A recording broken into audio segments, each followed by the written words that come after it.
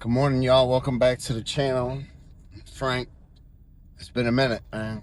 It's been probably a good month, 2 months maybe since I've done any talking on the channel, and I just needed a break, man. Um, a lot has happened, right? Just over the course of the past year. So October made a year that me and Rachel have been separated, right? So, and mind you, we haven't had any contact. There was no, like us messing around, us hanging out. There was absolutely none of that. Um, Zero. It was literally, she left. Um, obviously, I tried to remedy things for months. And then I just got to the point where I said, okay, I I have to accept it, right? I don't have to like it. I don't have to agree with it. I don't have none of that, but I have to accept it for my well-being, right?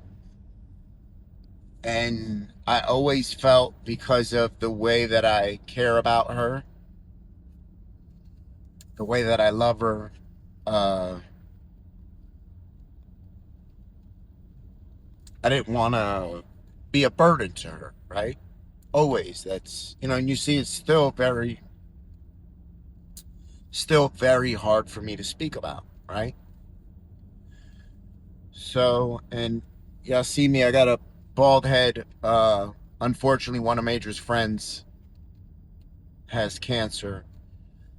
So me, Major, and, a couple of his friends, we shaved our heads. So that's why I have a bald head.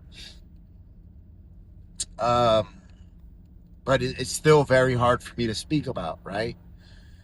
So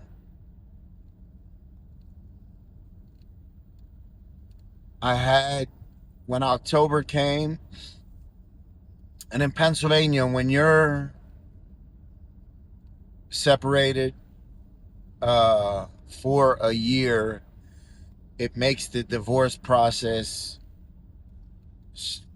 simple. Um, it would be, marital abandonment. She left the home, hasn't been back, and made no plans to come back. You know, and that's, when we first split, I said, look, if you need some time apart, I understand it. I don't like it, but I understand it. But let's at least come up with a plan, right? And come up with some rules, and you know, and I just got ignored for months, um, for a year actually. Uh, and then October came, and I just sent her a message, and I said, I hate this.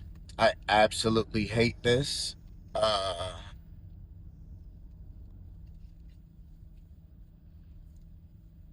I never envisioned this would be the scenario, right? Um, I just never in my life ever thought, that I'd be going through a separation slash divorce. Uh,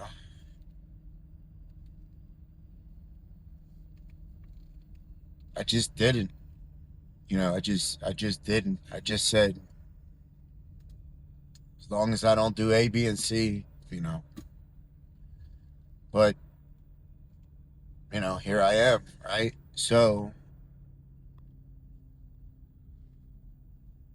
after, after sending that message, we ended up, having a conversation. That was the first time in a year that we had a conversation, right? And my stance was and always will be, uh I'm willing to give 1,000%. You just have to give me 100, right? You give me your all, I'll give you everything I have and then some. And it just, it fell on deaf ears, and I quickly remembered why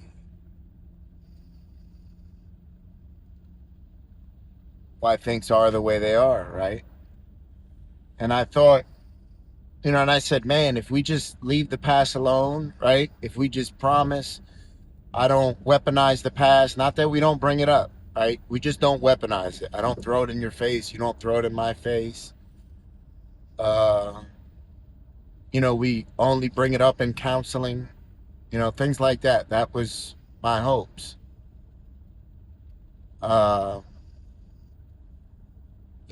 just wasn't. The past kept on getting brought up and brought up and brought up. And I mean, like, for anything, right?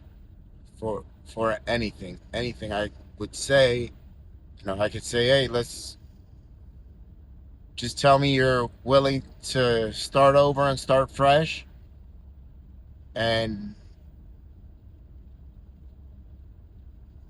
you know I'll do everything I can do. It was the past, the past, the past, the past. I was like, damn, it's been 6 years and you're still throwing stuff in my face. I'm not throwing anything in your face. I haven't brought up the past once. you know, and it's just very hard for me because I struggle taking care of the children. I just do. I'm doing a good job. I know that, but I'm still struggling, right? I know I could be doing a lot better. Or I know if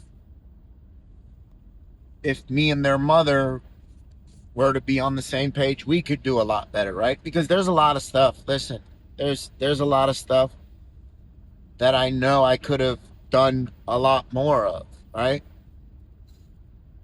I could have I could have helped out with the kids a lot more. So what if I was working 10 or 12 hours? So what? I could still, come home and help out with the kids. And I did, but I could have done more. I'm conscious of that. I know that. Um, where I gave the analogy and I said, man, and I've said this before on the channel where I said, man, both of us, when we got together, neither one of us, we didn't have no healthy relationships in our family, right? We had nobody to show us what we were doing. So, of course, we made a whole bunch of mistakes, right? Of course we did. I made mistakes. You made mistakes, of course. Uh, I said, but picture it as us building a house. We built our first house, 12, 13 years ago. Now, if we were to try to build a house together, of course the house would come out better, right? Because we have so much more experience and information. And I can't speak for anybody else, but I know I have the desire to make that house the best house I can make, right? And I just didn't get any, just was like, it was more important for me, you know, to bring up the past than it was to like be able to provide the best that we can for our children, right? And that hurts me, man, because I think there's nobody in this world that my children love more than me and their mother. So you would think that we would both, if we love our children the most, we would both be willing to put all our differences to the side for our children, right? And just be like, you know what? It's not worth. So what if you did A, B, and C? And so what if you did X, Y, and Z? So what? Let's forgive each other and let's get over it, right? And then I just come to realize, like, man, some people are incapable of forgiving. Uh, you know, and it sucks. It sucks because there's nothing I want more. But I'm also realizing that because we forget, right? With time apart, I forgot what that felt like, right? To have stuff thrown in my face every single day, numerous times a day. I forgot what that felt like. And then I was reminded and I said, oh, I don't deserve this, right? And by no means am I trying to play this victim role or, make it seem like I'm just this perfect husband and father. That's not the case. I wasn't horrible, um, but I wasn't perfect, and I don't think nobody is. It's hard. It's hard, man. It's hard because they sent home a paper the other day, right, from Mercy School, and it said mom's time and dad's time for parent teacher conference. And when I read that, man, it made me feel exactly how it's making me feel now, right? I read that and I said, how, why does Mercy and Major have to have two different parent teacher conference, in two different homes and dad's day and mom's day? It's not what they wanted, right?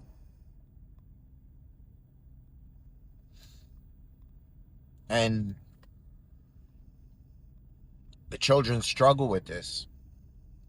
Major more than Mercy, but he struggles, you know. And he tells her, I hate this, and he does it a lot more with her than with me. And I think that's because he understands that, this isn't my doing. He knows that this isn't what I want. He knows that if it was up to me, uh, this wouldn't be happening, right? But it is what's happening. It's reality. Uh,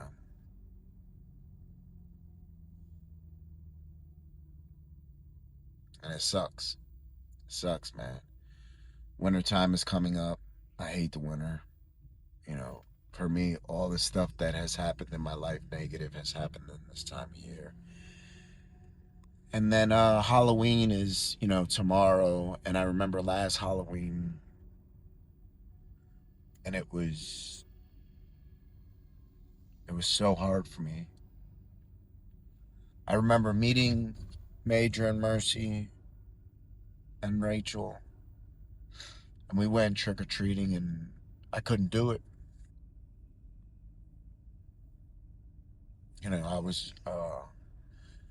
I was just crying, and I had to tell the kids, hey, I gotta go. I went with them for a block or two, and I just couldn't do it. Um, Sucks, man. It absolutely sucks. And it doesn't feel any better, maybe knowing that, all right, this is for the best, right? Doesn't make it feel any better. Um, and I just be like, in my head, I'm like, man, why can't you just leave the past alone, right? leave the path. I don't know. I don't know. Right? So that's all. Thank you guys for watching. Please send prayers